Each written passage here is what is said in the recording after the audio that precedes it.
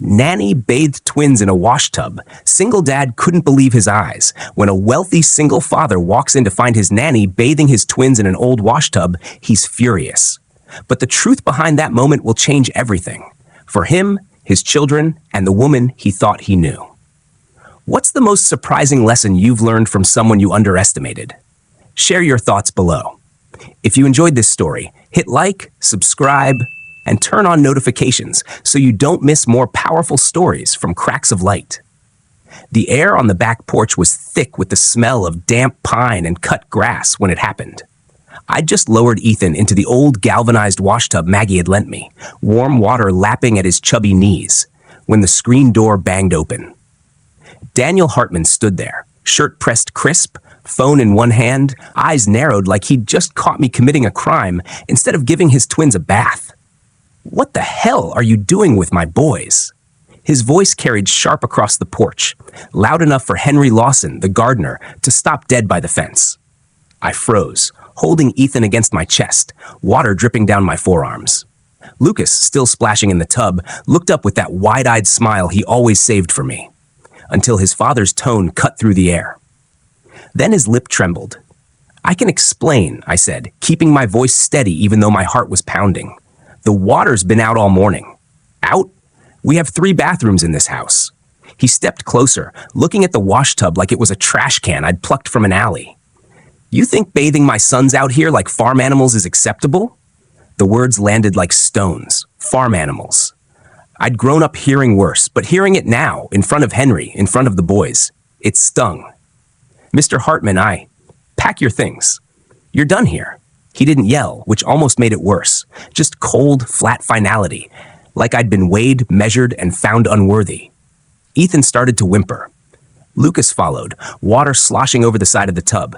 I gathered them both into a towel, pressing my cheek against their wet hair, wishing they could feel how much I loved them in that moment. Henry shifted his weight, jaw tight, but didn't speak. Not yet. Marcia, the housekeeper, appeared in the doorway behind Daniel, arms folded, a flicker of something, satisfaction, in her eyes. I figured that was just the way things were, I told myself, holding the boys close. In houses like this, people like me didn't get the benefit of the doubt. We got shown the door. But what I never expected was that this was the moment everything would start to flip. Just not in the way Daniel Hartman thought. Maggie Thompson's house sat on the corner of Sycamore and Main, the kind of place you noticed because of the porch swing that never stopped swaying, and the flower boxes bursting with geraniums, even in late September. Grace arrived there that evening with nothing but a duffel bag, a pair of wet sneakers, and the echo of Daniel Hartman's voice still burning in her ears. Maggie didn't ask questions right away. She just held the door open, the scent of chicken and dumplings drifting out, and said, "Come on in, honey. The little ones are already in their pajamas, but they'll want to meet you." Inside, the living room looked like it belonged in a memory, crocheted blankets over the couch, a chipped coffee table with board games stacked high, the muted glow of a lamp shaped like a lighthouse. On the rug, 3 kids sat cross-legged, arguing over a game of Candyland. "That's Juan," Maggie said, nodding toward the oldest, a wiry 9-year-old with serious eyes. "The middle one's Benny, and the little princess there is Rosie." Rosie couldn't have been more than 4, all curls and wide, watchful eyes. Grace knelt down, instinct kicking in. "Hey there," she said, smiling like her heart wasn't still in pieces. "Mind if I play the next round?" Rosie scrambled into her lap before the boys could answer. Grace caught Maggie's knowing look. Some people had to work to earn a child's trust. Others, like Grace, carried it around like a second skin. Later, after the kids were asleep, Maggie poured tea at the kitchen table. "You don't have to tell me what happened if you're not ready," she said, stirring slowly. "But I know when someone's been thrown out before they had a chance to explain." Grace hesitated. She didn't want to rehash the humiliation, but the silence between them was the kind that called for truth. The water was shut off. "I borrowed your old washtub, thought it'd be better to bathe the twins outside than let them go to bed sticky and rashy. He came home early, saw it, and," she shrugged, "I guess he saw something different than what I was doing." Maggie's jaw tightened. Some folks see what they want to see. Doesn't make it the truth. Over the next week, Grace slid into life at Maggie's like she'd always been part of it. Mornings started with packing 3 mismatched lunchboxes, cutting crusts off Benny's sandwich, sneaking extra apple slices into Rosie's. Afternoons meant homework spread across the kitchen table, while Grace stirred spaghetti sauce, keeping one eye on Benny's restless pencil and the other on Rosie, coloring at the counter. It wasn't easy. Maggie's Social Security check didn't stretch far, and the stipend from the foster system barely covered basics. Grace patched hand-me-down jeans, stretched ground beef with lentils, and turned old pillowcases into dresses for Rosie. It was the same kind of resourcefulness that had carried her through every tight spot since she aged out of foster care at 18. At the Wednesday night church potluck, Grace overheard a pair of PTA moms at the dessert table. "She's sweet with the kids," one said, "but you know she's not from here." "Probably another one passing through," the other replied, sliding a tray of brownies toward her. "They always leave eventually." Grace smiled politely when they glanced her way, but the words stuck. She'd been passing through most of her life, never in one place long enough to prove otherwise. Still, small-town politics had a way of shifting when someone started noticing the little things you did. At the next community board meeting, when the talk turned to budget cuts for the after-school program, Grace stood up. "If you're cutting the art supplies, I can get the kids making their own from recyclables. You'd be surprised what you can do with egg cartons and flour paste." A couple of heads turned. Henry Lawson, sitting in the back, gave a single nod. Later, he stopped her outside. "I heard about what happened over at Hartman's." "Don't let it eat at you, Grace. That man's been staring at numbers so long he forgot how to see people." Grace thanked him, but she kept her real feelings tucked away.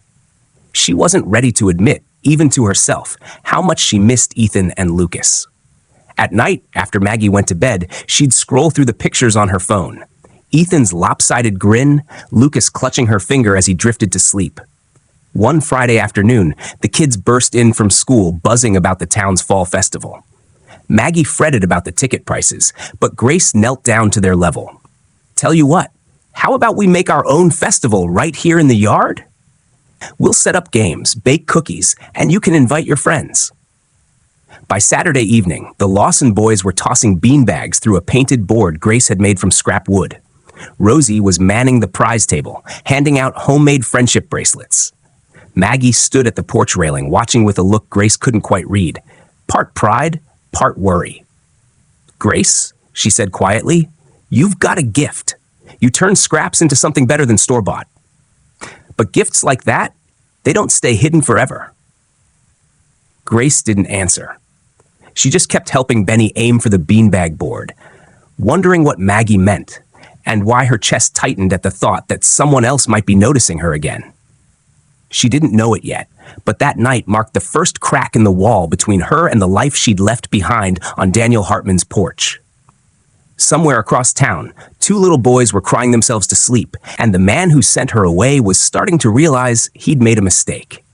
By the second week without Grace, the Hartman house felt like a place that had been drained of color. The twins' laughter, the kind that used to bounce off the kitchen walls, was gone. Even Marcia, the housekeeper who had been so quick to smirk the day Grace left, had stopped making small talk. The quiet wasn't peaceful. It was heavy, like the air before a tornado. Daniel noticed it first in small ways. Ethan started leaving his breakfast untouched, staring at his cereal until the milk turned gray. Lucas clung to his blanket even at the dinner table, thumb in his mouth, something he hadn't done since Grace gently weaned him from the habit months ago. Daniel brushed it off at first. "They're just adjusting," he told himself, scrolling through emails while the boys sat listless on the couch. He was used to fixing problems with efficiency, numbers, schedules, contracts, not feelings. Feelings didn't fit neatly into a spreadsheet. At the office, people started asking if he was doing okay. At the company picnic, his business partner, Tom Gallagher, pulled him aside between the cornhole boards and the barbecue buffet. "You look like you've been sleeping in your suit," Tom joked, then added, more seriously, "Everything all right at home?" Daniel shrugged it off, but the truth was, nights had become battles. Ethan would wake up screaming, calling for Miss Grace, and Lucas would cry until his small chest heaved. Daniel tried bedtime stories, bribes, even letting them fall asleep in his bed, but nothing worked. By the third week, things turned physical. Ethan came down with a stubborn cough, then a fever. Lucas refused to eat more than a few bites at a time. The pediatrician, Dr. Morales, was a soft-spoken man who'd been practicing in the county for 30 years. After checking the boys over, he sat back and studied Daniel in a way that made him uncomfortable. Physically, they're fine, Morales said. But this, he gestured at the boys, huddled together on the exam table. This is grief, Mr. Hartman. Grief? Daniel repeated, as if the word didn't belong in his world. They've lost someone important to them. Children don't grieve like adults. They don't always cry or talk about it. Sometimes it looks like illness. Sometimes it looks like they've just stopped trying. Morales paused. Who did they lose? Daniel's throat went tight. He thought of the porch that day, the washtub, Grace's steady voice as she tried to explain. They had a caretaker. I let her go. Morales nodded slowly. Then you know what you have to do. That night, Daniel sat in his office long after the boys had gone to bed, nursing a glass of bourbon.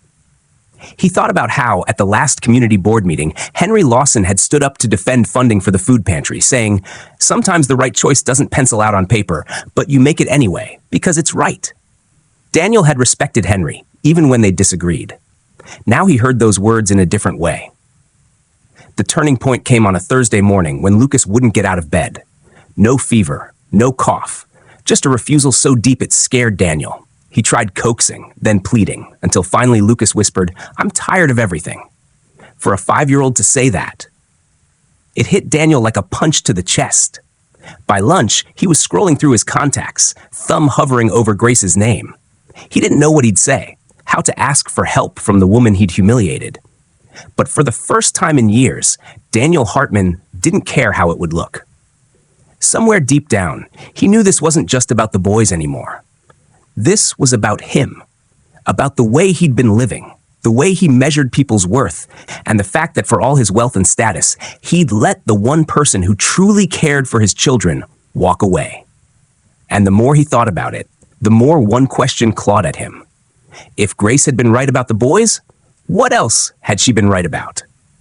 It was late afternoon when Henry Lawson showed up at the Hartman place, still wearing the dust of the feed store on his boots. The sun was low enough to throw long shadows across the drive, but Henry didn't bother with pleasantries. He didn't even knock, just gave the screen door a sharp rap and stepped inside like men do when they've known each other too long for formalities. Daniel was at the dining table, papers spread out in front of him, but it was obvious he wasn't really reading them. He'd been pretending to work all day, the same way he'd been pretending for weeks that everything at home was manageable. The boys were upstairs, too quiet for his liking. Henry pulled out a chair without asking. We need to talk. Daniel gave a stiff shrug. If this is about the community board budget we already went over. It's not, Henry said, leaning forward on his elbows. This is about you, Daniel. There was a beat of silence, heavy enough that the hum of the old fridge in the kitchen felt like a metronome. You remember where you came from? Henry's tone wasn't angry, more like the sound of someone knocking on a locked door. Because I do. I remember your mom working double shifts at the diner. I remember you showing up to football practice with holes in your cleats. Daniel's jaw tightened. That was a long time ago. Not long enough to forget, Henry said. Back then, folks didn't look at you and see a CEO. They saw a kid from a trailer park, and they judged you for it. Daniel's chest burned, the old memories rising whether he wanted them or not. The way the high school booster club moms would smile tight when they saw him eating the free hot dogs. The way some of the town's fathers had shaken their heads when he dated their daughters. He'd buried that boy under tailored suits and quarterly earnings reports. But Henry had just dug him back up. You think I don't know what you did to Grace? Henry asked. You think people didn't talk? A woman like that, doing the kind of work you can't put a price on, and you sent her packing without listening to a word. Daniel bristled. I had my reasons. Pride, Henry said flatly. Same thing that kept you from letting folks help you when you were 17 and living in your car. You've been running from that kid your whole life, Daniel. But the joke is, You just became the men who used to look down on you. Daniel looked away, but Henry didn't stop. Those boys of yours, they're hurting. And no money, no private school, no fancy pediatrician is going to fix what you broke when you let her walk out. The words landed like gravel against glass. Daniel opened his mouth to defend himself, but nothing came out. Pride had always been his armor, but it was starting to crack, and Henry could see it. Henry leaned back. You've got two choices. You can keep pretending you're in control while those kids fade in front of you, or you can admit you screwed up and fix it. But I'll tell you something. Men don't get remembered for how hard they clung to being right. They get remembered for when they finally did the right thing. It was the kind of talk you didn't walk away from unchanged. Daniel sat there long after Henry left, staring at the papers in front of him, but seeing something else entirely. A young man in secondhand clothes, a diner waitress counting tips, two little boys clinging to a woman who wasn't even their blood. And for the first time in years, Daniel Hartman admitted to himself that he didn't just want to be respected, he wanted to be worthy of it. The call came on a Tuesday evening, right as the last streak of daylight slipped behind the hills. Daniel was still in his suit from work, sitting on the couch with the TV muted. He'd been staring at the scroll of headlines for so long the words didn't even register anymore. The phone rang, an unfamiliar number, but he picked up without thinking. Mr. Hartman? The voice was measured, professional. This is the pediatric ward at St. Mary's Hospital. Your sons are here. It was like the air got sucked out of the room. What happened? They're stable, the nurse said quickly. But you should come right away. He didn't ask more, just grabbed his keys and jacket. The drive into town blurred past in a string of red lights and wet pavement. St. Mary's was a place he knew. His mother had worked nights at the front desk for almost 20 years. He remembered waiting in the lobby as a kid, sipping hot chocolate from the vending machine, watching doctors stride down the halls like they carried the whole world on their shoulders. Tonight, he wasn't sure his own legs would carry him inside. The smell hit him first. Antiseptic and faintly metallic, the scent of every hospital he'd ever been in. The fluorescent lights felt too bright. A nurse, mid-50s, hair pulled into a no-nonsense bun, met him outside the pediatric wing. They're in here, she said, her voice warm but weighted. Ethan was curled in one bed, an IV taped to his small hand. Lucas was in the other, his eyes half open but unfocused. Their skin was pale, lips dry. It struck Daniel, really struck him, how much smaller they looked without their usual spark. They're dehydrated, the nurse said, but that's only part of it. The doctor will explain. Dr. Patel entered, her expression calm but direct. Mr. Hartman, your sons are experiencing severe emotional distress, what we sometimes call complicated separation grief in children. They're eating, sleeping, even their immune systems have been affected. Daniel frowned. Grief? Dr. Patel didn't blink. They've lost someone important to them. Grace. In their world, she wasn't just a nanny. She was a primary caregiver, a source of stability. Removing her so abruptly has been traumatic. The nurse added gently, they call for her at night. Almost every night. Daniel felt a tightness in his throat. He thought of the last community board meeting he'd attended, how a man had dismissed the need for funding youth mentorship programs, saying volunteers come and go. Kids adapt. And Henry, sitting across from him, had replied, kids adapt, until they don't. And by the time you notice, you've lost something you can't fix. Back then, Daniel had nodded absently, checking his phone under the table. Now, those words thudded against his ribs. He moved to Ethan's bed, sat on the edge, and took his hand. It was warm but limp. Lucas stirred slightly when Daniel reached for him, but didn't speak, just blinked slowly, like he wasn't sure if it was real. Is there a way to help them? Daniel asked, his voice lower than he intended. Dr. Patel's tone was careful. They need emotional reconnection. If Grace is willing to be involved again, even part-time, it could make a tremendous difference. Without that, we'll need to prepare for a longer, more complicated recovery. The words landed heavy. Not a threat, just truth. The nurse glanced between them. Mr. Hartman, kids don't care about titles or bank accounts. They remember who sat with them when they were sick, who laughed at their jokes, who tucked them in. You can't buy that with a raise or a gift. Daniel's mind flashed to the morning he'd fired Grace. The way Lucas's smile had faltered, the way Ethan had clung to her sleeve. He'd told himself it was about standards, about keeping control of his household. But sitting here now, with the steady beep of monitors filling the silence, it was clear. It had been about his pride. He stayed with them for hours, listening to their shallow breathing, the muffled voices of nurses outside. At one point, Ethan murmured something in his sleep. Daniel leaned in, catching just one word, Gracie. It was like a pin in his chest. When the night nurse came to check vitals, she found Daniel still sitting between the two beds, holding each boy's hand. Mr. Hartman, she said softly, sometimes being a good father means admitting you can't do it alone. He didn't look up, but he nodded. Somewhere in the space between their IV poles and the faded cartoon murals on the wall, he made a decision. By the time dawn light began to seep through the blinds, he knew exactly what his first call would be. Not his assistant, not his lawyer, Grace. And he wouldn't ask her to come back for him. He'd ask her to come back for them.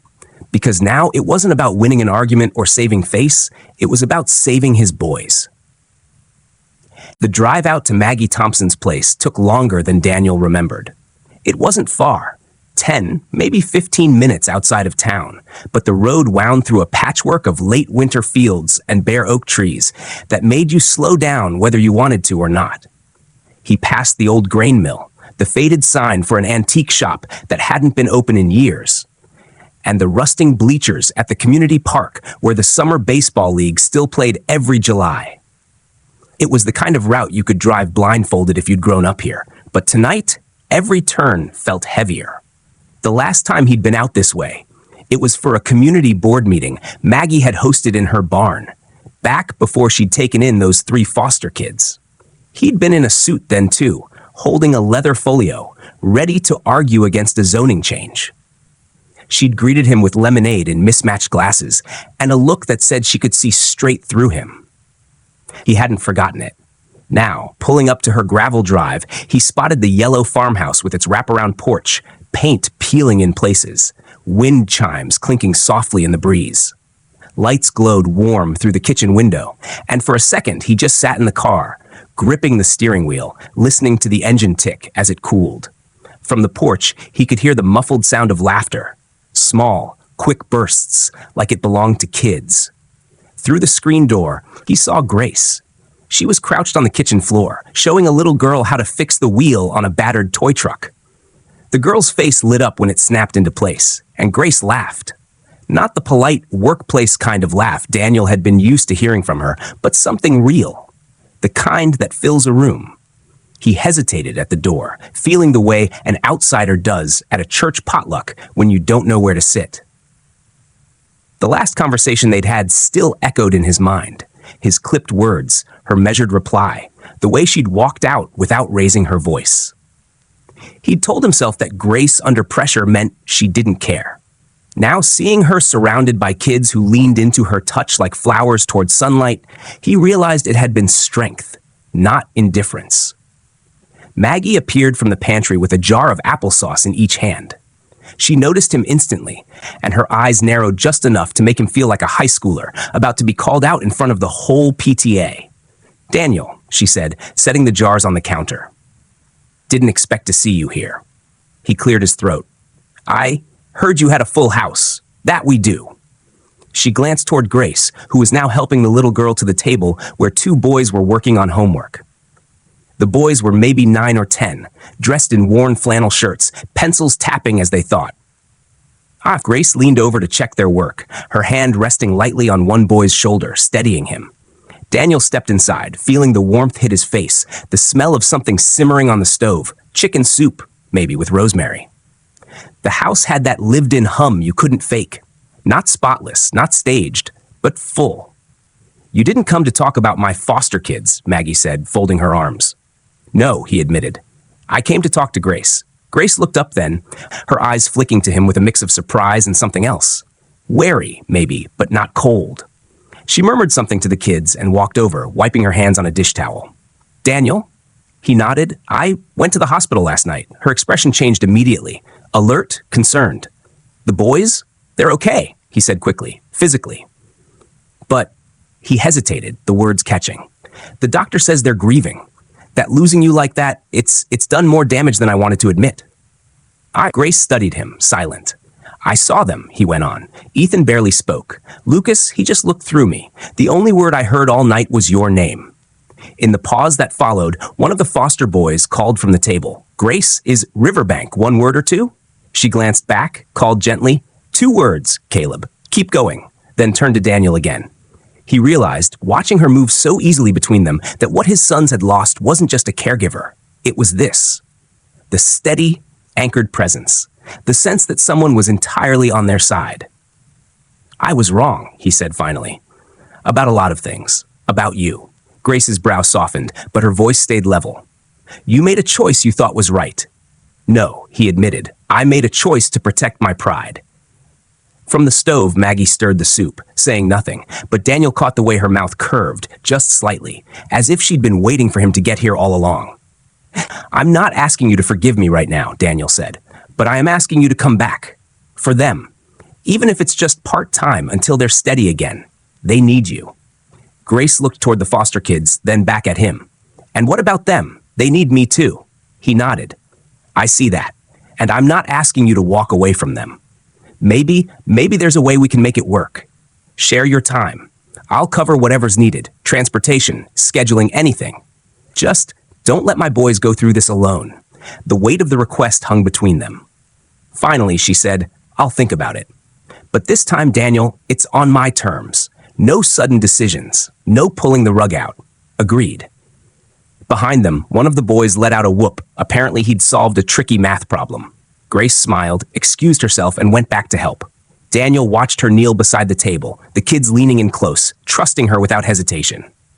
He knew then that whatever it took, he'd swallow every last bit of pride he had left to bring that light back into his sons' lives. Outside, the wind had picked up, rattling the chimes on the porch. But inside Maggie's kitchen, the air was warm, steady, and sure. Daniel didn't sleep. He spent the night half sitting in the vinyl chair between the twins' beds, listening to carts rattle and monitors beep. At sunrise, the blinds went pink, the wing smelled like coffee and disinfectant, and he called Maggie. If Grace is willing, please bring her. She came 2 hours later, in jeans and a soft blue sweater, hair pulled back, carrying a scuffed canvas tote. The nurse at the desk looked up, recognition flashing. You're Grace, right? They've been asking for you. Relief. Daniel stepped into the hall to meet her and felt his chest pull tight. They're awake, he murmured, suddenly unsure where to put his hands or his pride. They had a little applesauce. But they wanted you to be her, Grace said. Not to wound, only to tell the truth. Let me wash up. He watched her at the sink. Scrub, rinse, paper towel, sanitizer, the small reverence of rooms where people fight for breath. A volunteer pinned a visitor badge to her sweater and whispered, I'll tell Dr. Patel. Inside, Ethan's eyelids fluttered. Lucas turned his head the way sunflowers do, slow, following light. Grace didn't rush. She set down the tote, knelt between the beds, and offered both hands. Hey, my brave boys. Lucas tugged against the IV to reach her. Ethan beat him to it, launching into her arms with such need the oxygen monitor blipped high, then steadied. Daniel watched numbers shift and felt foolish for loving numbers, except these numbers were breath and pulse and everything that mattered. I brought your book, Grace said, pulling out the dog-eared favorite, The Fox Who Builds a Home from Scraps and Kindness. Ethan touched the cover like it could fix the day. Lucas traced a line along the page with one finger, remembering. They didn't ask where she'd been. Small children mark absence with their bodies and answer presence with their whole selves. Lucas leaned into her shoulder and exhaled. That heavy, surrendered sigh you only hear when a kid finally feels safe. Ethan opened his mouth for the spoon and swallowed, like the machinery of being alive had been repaired and restarted. Daniel stayed near the foot of the bed, not crowding the moment. He remembered the company picnic 2 summers back, how he'd roamed with a polite, empty smile while she kept a quiet rhythm, bath, story, song, telling the intern's wife, routine is love you can set your watch by.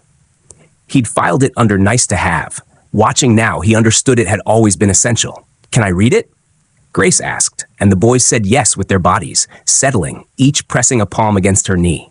Her voice slid through the room, less performance than prayer. At the page where the fox plants flowers in a dented tin basin, Ethan's mouth curled. Tub, he whispered. Lucas almost grinned. Grace didn't look at Daniel, but the word found him anyway. Not a blade, a reminder. Care is often simple, brave, and misunderstood. Dr. Patel slipped in, eyebrows lifting. Well now, she murmured, checking vitals. Attachment on a monitor, she said to Daniel. Not magic. Trust and neurochemistry. Keep doing exactly this. Mid-morning, Maggie arrived with a brown bag that smelled like potluck. Deviled eggs, green jello with pretzels, oatmeal cookies. Edges crackled. She hugged Grace and the boys like a grandmother, then looked at Daniel and let warmth through. You did right calling. He wanted to say I should have done it sooner. I should have listened. But he only managed, thank you for picking up. For the first time, Grace looked long enough to see past the suit. Whatever she saw wasn't a CEO. It was a father who'd been up all night, scared down to studs. She nodded. Let's make a plan, she said, practical as a checklist. Short visits morning and night. We'll rebuild the rhythm piece by piece. When they're steady, we talk about next steps. And your kids at home? Daniel asked. They're part of any plan I say yes to. He didn't flinch. Understood. We'll honor that. They ate in pockets of quiet, the boys spooning applesauce between pages. Maggie and the nurse whispering about the Guild's biscuit breakfast fundraiser, Daniel making a list he'd avoided, apologize to Grace, fix family leave, call Tom about the mentoring vote, stop pretending he couldn't fund the pantry when he could. After lunch, Grace sang the lullaby she learned from a foster mom with hard hands and a soft voice. Ethan went first, forehead damp, peaceful. Lucas resisted out of habit, then surrendered. The room eased. Daniel's shoulders dropped like a confession. Do you want a minute? Grace asked. He tried to answer and found tears instead. In this county, men proved love with overtime and roofs done before the rain. He stood in a room with cartoon whales on the wall, crying because his boys were finally breathing like boys again, and because the person who made that possible was someone he'd wronged. I'm sorry, he said. I know, she answered without triumph. Let's make sure sorry changes something. Outside, the flag in front of St. Mary's tugged at a steady breeze. Inside, Ethan snored the unselfconscious snore of a safe child. Lucas's bandaged hand curled around Grace's thumb. The nurse peeked in. Whatever you're doing, she whispered, keep doing it. If this holds, discharge soon. Daniel released a breath he hadn't let himself have in weeks. He looked at Grace, at the boys, at Maggie unpacking plastic forks like communion, and finally said the only sentence that felt human-sized. Tell me what to do, and I'll do it. Grace didn't rush. She looked at the boys, then at him, then at her own hands. We start with consistency, she said, then respect. Then we build a life that matches what you say you value. He nodded, very slowly. For once, the plan wasn't a spreadsheet. It was a story he'd have to live, one quiet decision at a time. Daniel didn't want to have this conversation in an office. He'd already learned that the place you choose can tip the balance of a negotiation before words are spoken. So, he drove to Maggie's, past the football field where Booster Club banners flapped in the breeze, past the diner with the Fried Catfish Friday sign, and parked in front of the White House with the leaning mailbox. Grace was in the backyard when he found her, sitting cross-legged on a quilt. Hair pulled back in a loose braid, surrounded by 5 kids in various states of concentration. Ethan and Lucas were stacking blocks, while the 3 foster kids worked on a puzzle of the United States, arguing good-naturedly about where exactly Kentucky should go. The late afternoon sun painted everything gold. He stood at the fence for a second, letting the picture sink in. He'd seen team-building exercises in boardrooms, company picnics where interns pretended to enjoy potato sack races, but nothing like this. 5 kids with different histories, building something together without thinking about who belonged where. Afternoon, he said finally. She looked up, shading her eyes. Hey, boys, go finish that puzzle with Maggie for a bit. They obeyed without argument, which told Daniel something about how this house worked. He stepped onto the quilt, took a breath, and pulled a folded document from his jacket. I came to make you an offer. Grace didn't reach for it. What kind? The kind that makes sure my boys and your 3 are taken care of. Full salary, benefits, health insurance that covers dental and vision, a retirement plan. I'll cover school supplies, extracurriculars, and if any of them want college, I'll pay for it. For all 5. Her eyes narrowed slightly, but not with suspicion, more like she was weighing the heft of his words. That's a lot of promises.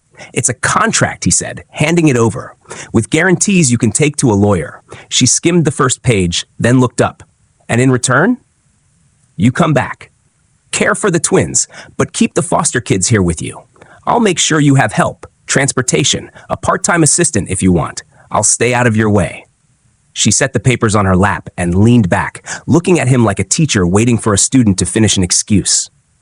Daniel, I need to be clear about something. I'm not taking a job where I'm treated like the help. I want respect. I want independence. And I don't want to have to fight for every basic thing these kids need. You won't have to fight, he said quickly, but she held up a hand. Words are easy. I need to know that if I say the boys need a counselor, you won't argue about cost. If I say the foster kids need new shoes before winter, you don't ask for receipts before you believe me. I've been in too many rooms where people smile at me, nod at my work, and then make choices that undo it all.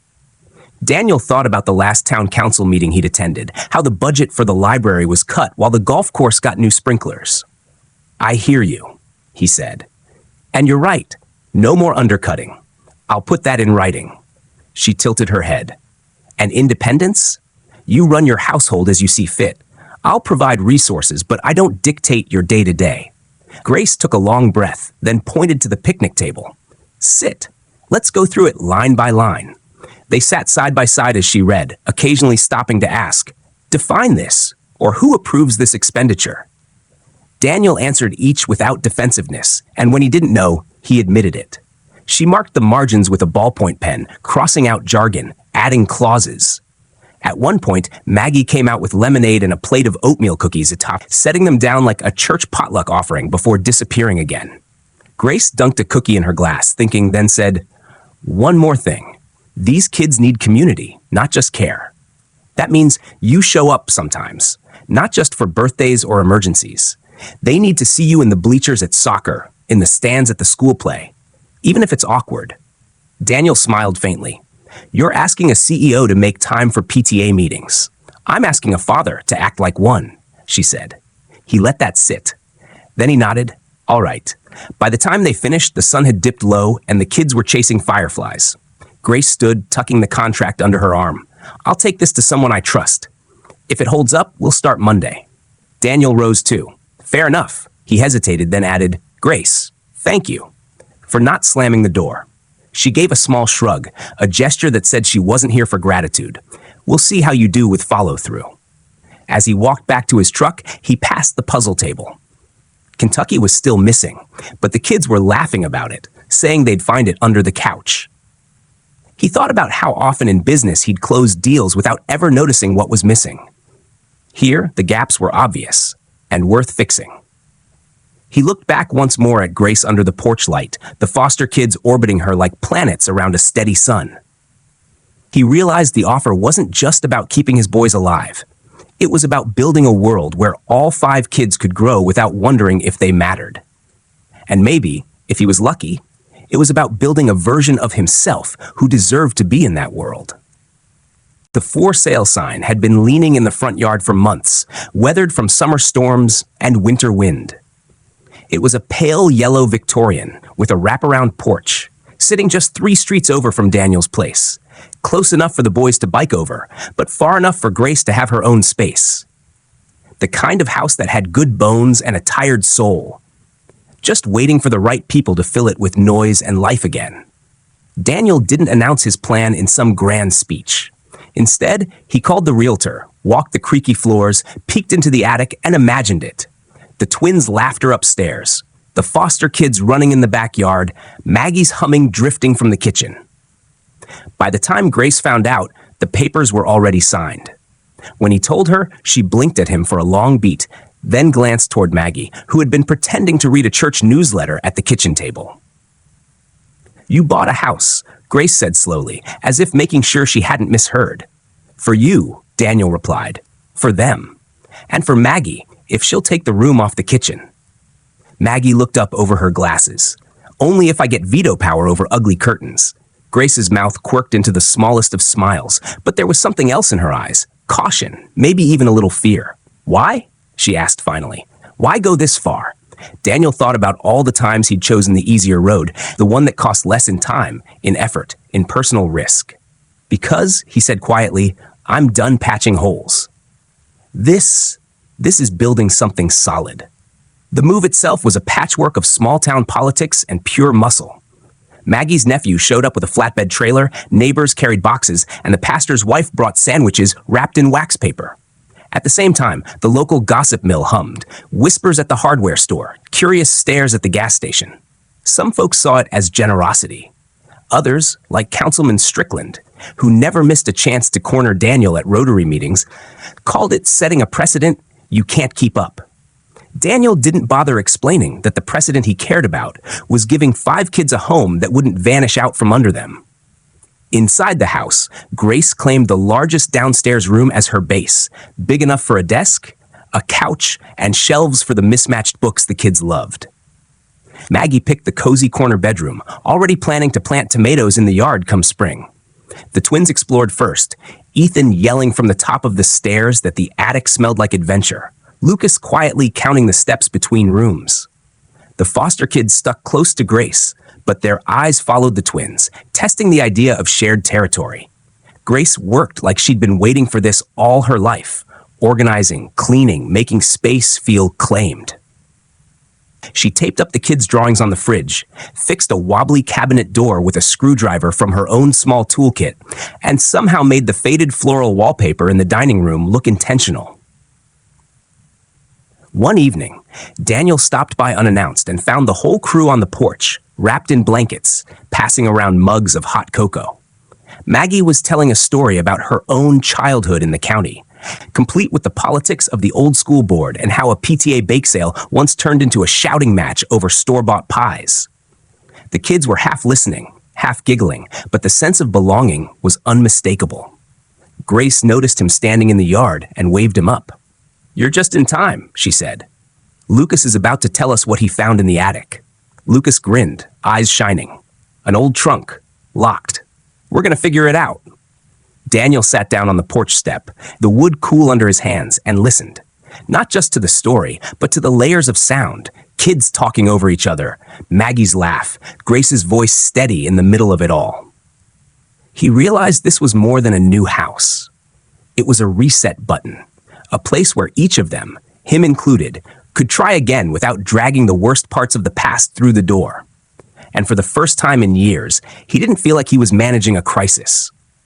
He was part of something being built, brick by brick, cup of cocoa by cup of cocoa, under the soft glow of a porch light. By the time the leaves in Willow Creek had turned that deep amber you only get for a couple weeks in late October, people were starting to notice that Daniel Harper was different. And not in the Theo. He's wearing a new suit kind of way.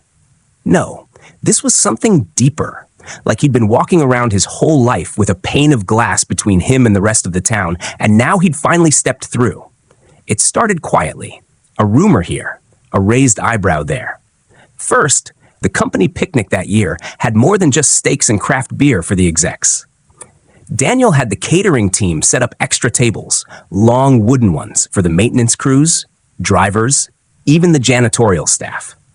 Folks who'd worked for Harper Logistics 20 years and never once been invited to the annual spread were suddenly sitting under the big white tent, laughing over pulled pork sandwiches. Maggie was the one who told Grace that he'd personally gone down the list to make sure nobody got left off this time.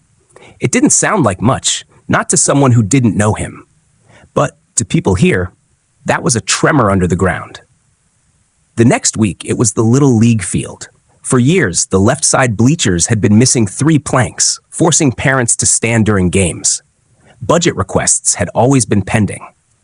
Then one Saturday morning, volunteers showed up to find a brand new set of bleachers, all steel and cedar, with a small plaque at the base that read, "Donated by Harper Logistics." Daniel didn't attend the ribbon cutting, didn't pose for the local paper, just paid for it and left the field to the kids. At the church potluck, one of those Sunday afternoons where the smell of fried chicken and peach cobbler fills the hall, people began whispering over the casseroles. "You hear about the food pantry?" Someone asked over a ladle of mashed potatoes. Turns out Daniel had sent over 3 truckloads of non-perishables, no labels, no speeches. just showed up in the pantry's tiny back room with his sleeves rolled up, helping stack cans. Pastor Ray, who'd spent years trying to get Daniel to donate, told the story like it was a minor miracle. But in Willow Creek, change doesn't come without friction. At the November community board meeting, held in the town hall with the squeaky folding chairs, there was debate. A few older voices questioned his motives. "He's just buying good press," muttered Ed Wilcox, who'd lost a contract bid to Daniel's company years ago. Others weren't sure they liked the idea of someone with that much money meddling in community affairs. But then Mary Ellis, who ran the daycare out of the Methodist church, stood up and said her center had been on the brink of shutting down until a donation from an anonymous source covered 3 months' rent.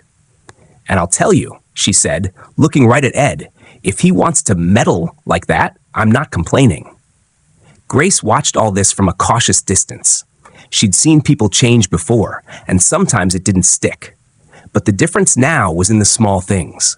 Daniel was showing up, not just writing checks. One Saturday, he came by the house he'd bought for her and the kids with a box of pumpkins from his family's farm. No assistant, no driver, just him, jeans and a sweatshirt, showing Ethan how to use a drill to make a pumpkin lantern without hurting his hands. Lucas stood off to the side, shy as always, until Daniel knelt down and asked if he'd help line up the candles. The twins' laughter carried across the yard, catching the attention of a neighbor walking her dog. "That Mr. Harper?" she asked Grace, half in disbelief. Grace just nodded. By December, the shift was undeniable. The company warehouse, which used to close its gates tight after hours, now hosted a winter warm-up drive. Workers' families came to pick up coats, blankets, and hot chocolate packets. No questions asked. Daniel moved quietly through the crowd, talking to truck drivers about their routes, asking about their kids' schools. Grace noticed how he listened, really listened, not scanning the room for someone more important, not checking his phone. One evening, Maggie brought over a tin of gingerbread cookies and sat at Grace's kitchen table, steam rising from her tea. "You know," Maggie said, "I think losing you scared him more than he'll admit. Not just because of the boys, because you saw him, past all the walls he built." Grace didn't answer right away. She was watching through the window as Daniel helped one of the foster kids fix the chain on his bike in the driveway. The porch light caught in his hair, and for the first time, he didn't look like a man carrying the weight of his reputation. He just looked human. Still, some folks waited for the old Daniel to resurface. At the grocery store, there were mutters about whether he'd stick with these changes after the holidays. But when the school's roof started leaking in January, the PTA president didn't even bother with a fundraiser. She called Daniel, and a week later, there were contractors on the roof, hammering away. The turning point for the rest of the town came during the February storm. Heavy snow knocked out power for nearly 3 days. Harper Logistics opened its warehouse doors again, this time as a warming center. People brought sleeping bags, and Daniel had the crew set up portable heaters and hot coffee stations. Grace remembered walking in with the twins and seeing him in the corner, handing out blankets to a couple from the trailer park. He didn't look up to see who was watching, but the way he tucked the blanket around the woman's shoulders was the kind of gesture you couldn't fake. By spring, Willow Creek wasn't just talking about Daniel Harper. They were following his lead. The hardware store started donating tools for Habitat for Humanity projects. The diner ran a pay-it-forward breakfast board. Even Ed Wilcox begrudgingly showed up to help at the community garden. Grace knew this wasn't about erasing the past. Daniel's mistakes were still part of his story. But the difference now was that he was willing to own them, to stand in the same spaces where he'd once kept himself apart. The boys noticed it too.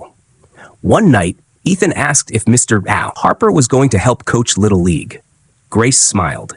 "You'll have to ask him yourself." The next Saturday, she watched Daniel on the field, cap pulled low, showing Lucas how to hold the bat. And it struck her that the real shift wasn't just in him, it was in all of them. The town had stopped seeing Daniel as the man in the corner office and started seeing him as a neighbor. And in Willow Creek, that was the kind of change that stuck. By the time spring rolled into summer, life in Willow Creek had found a new rhythm. The twins were thriving.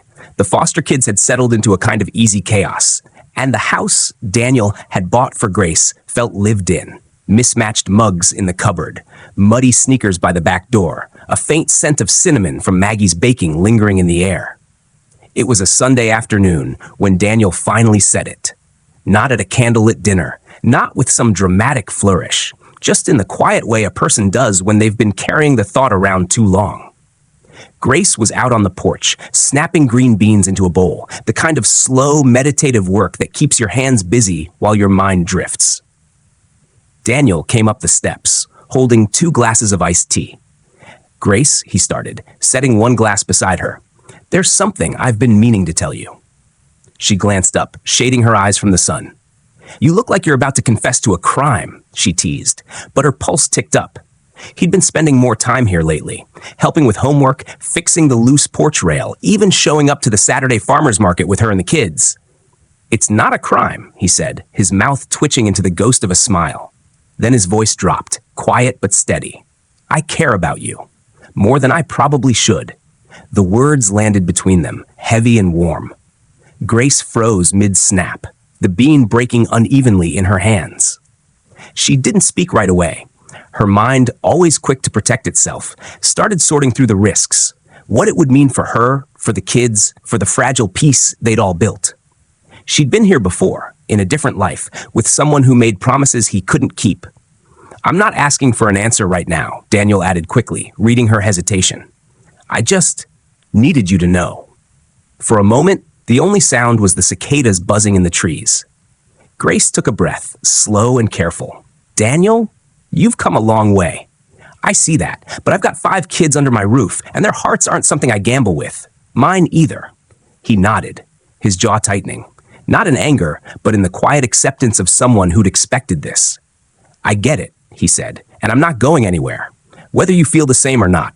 That was the thing about him now. He wasn't pushing. The old Daniel would have tried to win her over with grand gestures. This one seemed to understand that trust is built in inches, not miles. Later that week, Maggie cornered Grace in the kitchen while the kids were outside with squirt guns. She poured herself coffee and leaned against the counter, her sharp eyes softening. "He's different, you know," she said, without preamble. Grace raised an eyebrow. "Different enough?" Maggie's lips quirked. "You're the only one who can answer that. But I'll tell you this. Men don't just change for the sake of changing. He's done it because he sees something in you worth changing for. And I've been around long enough to know that's not nothing." It wasn't Maggie's blessing exactly, more like a gentle nudge. But it stayed with Grace, looping through her thoughts while she folded laundry or stirred a pot of soup. That Friday, there was a community board meeting at Town Hall. Grace hadn't planned on going. She usually avoided the petty squabbles over zoning and budgets. But Maggie convinced her. "Might be worth hearing what they're saying about the youth center," she'd said. Sure enough, the meeting was half bickering, half boredom, until the discussion turned to the summer programs for local teens. A funding gap threatened to cancel them. Daniel, sitting quietly in the back, raised his hand. "Harper Logistics will cover the shortfall," he said simply. No speech, no fanfare, just a statement, as if it were the most obvious thing in the world. Grace caught the ripple of surprise through the room. Even Ed Wilcox, the town's resident skeptic, managed a begrudging nod. Walking home afterward, Grace realized she wasn't thinking about whether Daniel meant what he said. She knew he did. That was new. The days stretched into weeks. Daniel didn't bring up his feelings again, but his actions filled the silence. He fixed the fence when the neighbor's dog got in, took the boys fishing at the lake, showed up with extra folding chairs for the church potluck without being asked. There was no performance to it. Just a steady presence, like he'd finally learned the value of showing up in the quiet ways. One humid July evening, Grace found herself sitting on the porch steps, watching fireflies flicker in the yard. Daniel came out with 2 slices of pie Maggie had left cooling on the counter. They sat in companionable silence for a while, the kind where words aren't necessary. "You ever think about more?" Daniel asked suddenly, his tone casual but his eyes searching hers. Grace set her plate down, feeling that familiar tug between caution and curiosity. Sometimes, she admitted, but more can mean a lot of things. He didn't push, just nodded, as if that was enough for now. The truth was, she did think about it. usually in the quiet moments when the house was still and she could let herself imagine without fear. She thought about what it might be like to have someone to lean on. Not because she couldn't stand on her own, but because she didn't have to all the time. And slowly, without either of them naming it, something began to grow between them, not in leaps and bounds, but in the small, steady way roots take hold beneath the surface. By August, the change was visible even to the kids. Ethan started asking when Daniel was coming over. Lucas, who'd been the slowest to warm to him, began leaving his baseball glove by the door just in case. The Foster siblings, too, had folded him into their orbit, though Grace could see they were watching her for cues. One afternoon, as they all sat around the kitchen table making lemonade from scratch, Maggie leaned over and whispered, "They're already half a family, Grace. The rest is just paperwork." Grace laughed, but there was a catch in her throat. She wasn't ready to say yes, not yet. But she wasn't saying no either. And maybe, for now, that was enough. The love growing between them wasn't the kind that announced itself with fireworks. It was quieter than that, more like the slow turning of seasons. And in a town like Willow Creek, where everyone noticed everything, maybe that was the only way it could last. Rooted in everyday moments, building towards something neither of them had to rush. And though she didn't tell him, Grace had begun to wonder if, one day, when the time was right, she might just let herself believe in more. They chose a Saturday in late September, sky high and clear, warm enough for short sleeves. The wedding would be in the backyard, because that's where everything that mattered had happened. First steps on patchy grass, fireflies in jars, homework at the picnic table. Grace said yes to simple, yes to home. They kept the guest list small and the expectations smaller. There wasn't a planner. There were people. Henry strung cafe lights from the oak to the porch. Maggie baked 3 sheet cakes and told anyone who asked the flavor, the kind that disappears. The kids took their job seriously. Ethan practiced his ring bearer walk, with Lucas timing him on a kitchen timer. The Foster siblings punched holes in old music sheets for confetti. Daniel rented folding chairs, borrowed coolers from the warehouse. Neighbors loaned a canopy and a handful of mismatched mason jars. Invitations were word of mouth and text message. Pastor Ray agreed to officiate on one condition: short, honest vows. Mrs. Carter from the PTA brought deviled eggs and news about the library budget. Mary Ellis from the daycare hauled extra pitchers. Tom from the company rolled up with a grill. Even Ed Wilcox appeared with a bag of ice and the stiff discomfort of a man trying not to approve. One thing no one saw.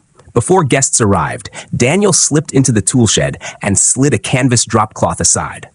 The old galvanized washtub waited in the corner, scrubbed clean, a blue ribbon tied to one handle. He touched the rim, thumb finding the dent he'd once mistaken for shame. He closed the door gently. Not a display. A promise. By 4 o'clock, the yard hummed. Kids chased each other under string lights that weren't yet needed. A portable speaker played old country, then Motown. Grace wore a knee-length white dress she'd stitched on Maggie's machine, clean lines and a thin ribbon. Daniel wore a navy suit without a tie and a look that said he'd rather be nowhere else. When the music dipped, Pastor Ray lifted his hands. Friends, family, and people who wandered over from next door, he grinned. We're here for something both ordinary and holy. He nodded at the kids, 6 in a crooked row. Our best witnesses. The vows were what they'd promised, short and honest. Daniel spoke first, steady and soft. I want a life where apology changes things, where love looks like chairs stacked, dishes washed, and showing up. I promise to be a father in all the ways that count. Grace said, I promise to tell the truth, even when it slows us down. I promise to fight for the kids and for us, and to let joy be louder than pride. Henry wiped his eyes with a shop rag he pretended was sweat. People laughed. Henry handed the rings to Ethan, who took 2 careful steps and forgot the third, so Lucas nudged him and the yard laughed.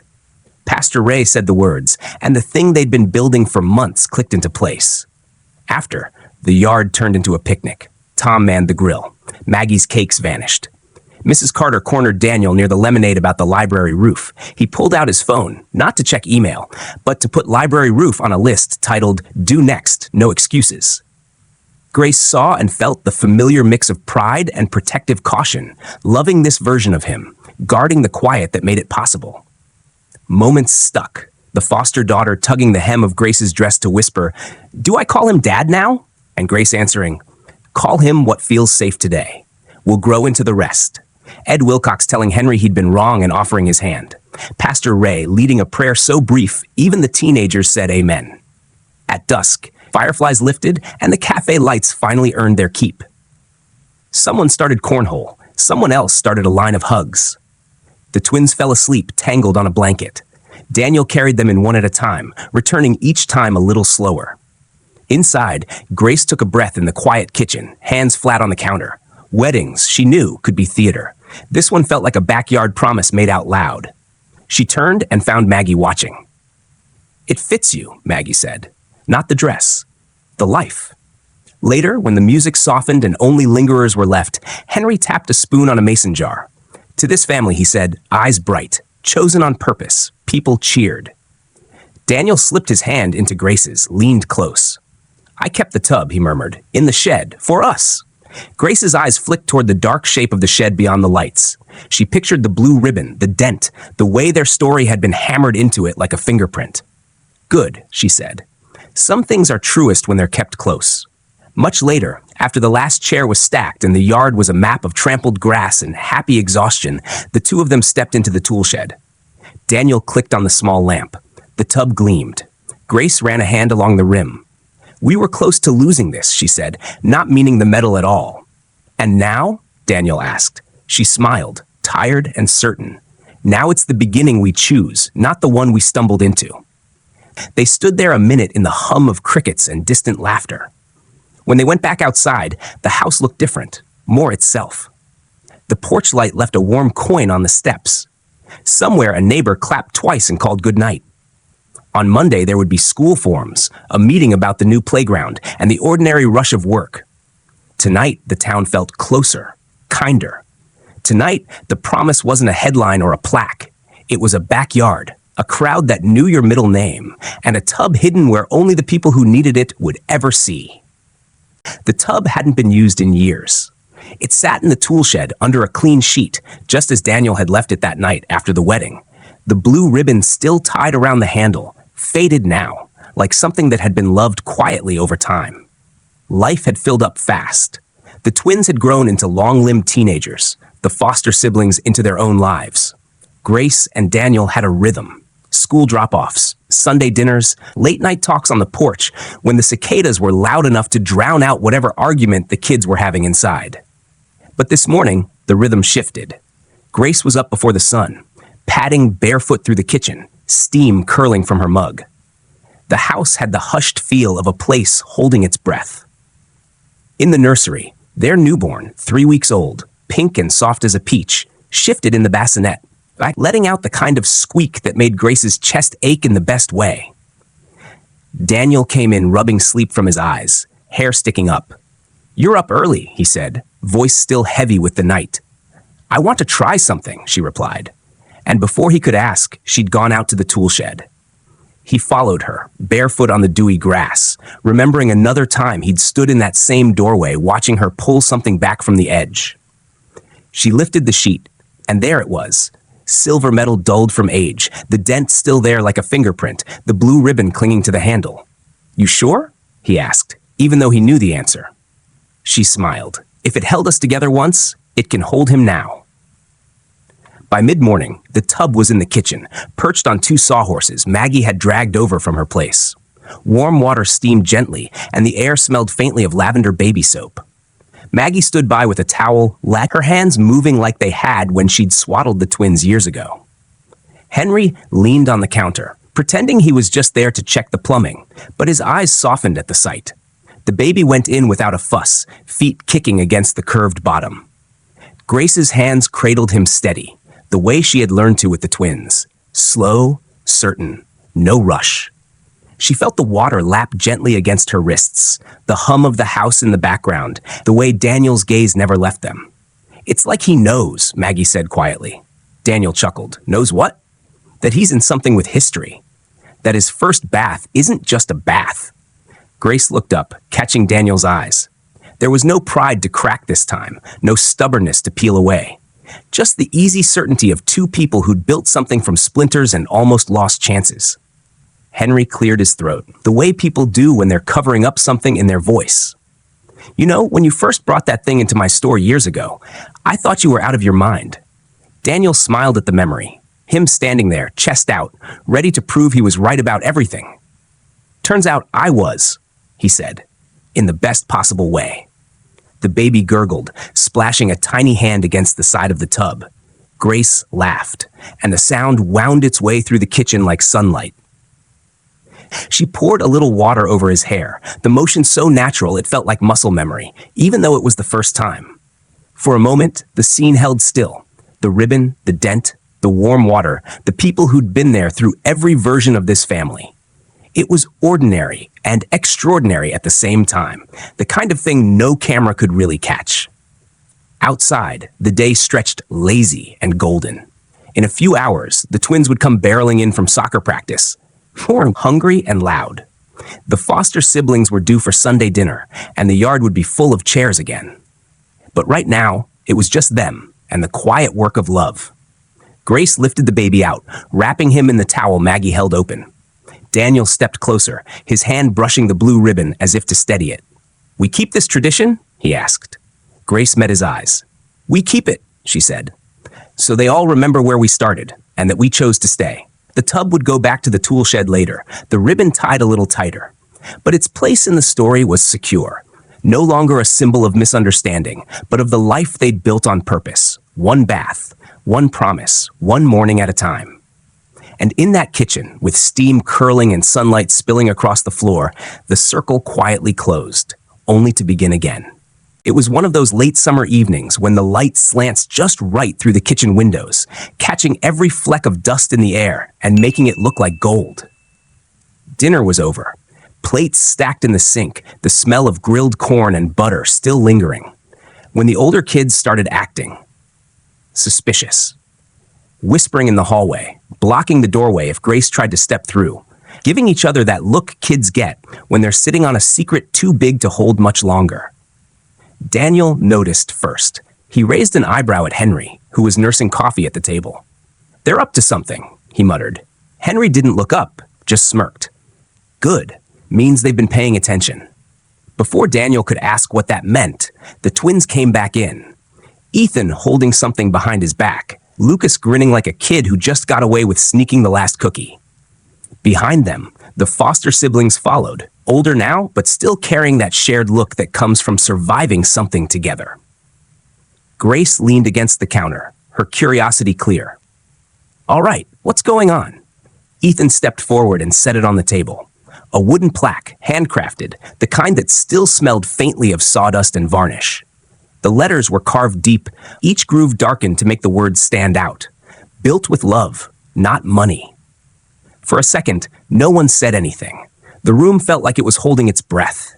Grace traced the letters with her fingertips, the ridges rough and uneven, but perfect in their own way. Daniel leaned in, noticing the careful work, the sanding, the stain, the hand-painted border. Lucas cleared his throat, suddenly serious. "We wanted you to have something to remember. You know, all of it. Not just the good stuff, but the hard stuff too. 'Cause that's what made it real." Maggie, sitting in her usual chair by the window, dabbed her eyes with a napkin. "You kids, you have no idea how much they needed to hear that." Daniel swallowed hard. "Yeah," he said quietly, more to himself than to them. "Yeah, we did." Grace smiled, but her eyes glistened. "It's beautiful. But you didn't have to. We did," one of the Foster girls cut in. "Because people in this town, they'll talk about the big house or the company or whatever. But we know the truth. This family happened because you didn't give up on each other. Not because of money." It landed like a stone in Daniel's chest. Not heavy in a bad way, but grounding, real. He remembered the way folks at the community board used to look at him when he spoke, sizing up his suit before his words. He remembered the half smiles at the PTA meetings, the way people used to whisper that money could fix anything. And he remembered, too vividly, the moment he realized it couldn't. Grace's thumb rubbed absently over the plaque's edge. "You know," she said softly, "this is going right by the front door, so anyone who comes in knows what matters here." Daniel nodded, but he was thinking of more than just the front door. He thought of that first awful fight, the hospital rooms, the awkward Sunday dinners that slowly turned into something else. He thought of the tiny ways Grace had changed the air in the house, her steady voice at bedtime, the way she'd invite people in like they belonged before they even sat down. Henry broke the quiet with a chuckle. Guess that settles it. You're stuck with each other. There was laughter then, real warm, the kind that makes you forget how close you came to losing something. Outside, the cicadas buzzed, and somewhere down the block, a screen door slammed. The evening went on, but the plaque stayed in the middle of the table, like the centerpiece it had always been meant to be. Later that night, after the kids had scattered to their rooms and Maggie had gone home, Daniel stood in the hallway watching Grace hang the plaque. The screws bit into the wood, firm and final. She stepped back, hands on her hips, tilting her head to check it was straight. He slid an arm around her waist. You know, he said, for a long time I thought the legacy I'd leave would be buildings, maybe? Investments. Something with my name on it. And now? She asked. He looked at the plaque, the slightly crooked paint, the way it seemed to belong there like it had been waiting for that wall all along.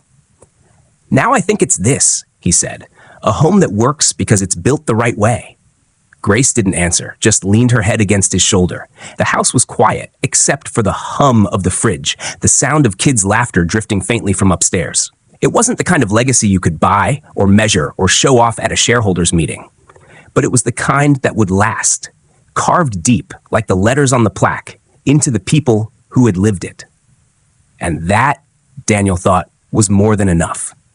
In the end, this story isn't just about Daniel, Grace, or the kids. It's about the quiet, steady truth that it's not what you have, it's what you do with it. We saw a man born into privilege learn that real wealth is measured in the lives you lift up, not the accounts you stack.